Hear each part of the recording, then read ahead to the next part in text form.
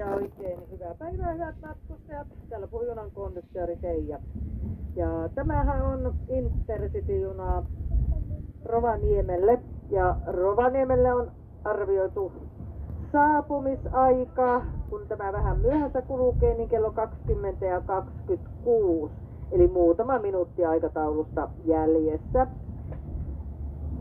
Ja tämän junan seuraava pysähdyspaikkahan meillä on tuo Ylivieska ja sinne arvioitu saapumisaika on kello 17 ja 10, eli parikymmentä minuuttia aikataulusta jäljessä. Ja Ylivieskan jälkeen tulee Oulu ja Ouluun arvioitu saapumisaika kello 18 ja 10. Ja tässä junassa on 7 vaunua. Tuolla Keulilla vaunu 7, perässä vaunu 1. Ja ykkösestä alakerrasta löytyy paikat lemmikkieläinten kanssa matkustaville. Vaunusta 2 yläkerrasta lisämaksullinen ekstraluokka, joka on samalla junan hiljainen työskentelyosasto.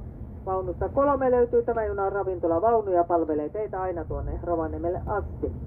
3 yläkerrassa olevat istumapaikat ovat myös lisämaksullisia. Vaunusta 4 yläkerrasta löytyy lasten leikkipaikka. Alakerran välitasantietä konduktöörin työskentelevistä ja alakerran esteessä on vielä isompi vessa, missä on muun muassa lastenhoito taas. Vaunut 5, 6 ja 7 normaalia 2 kerroksia päivävaunut.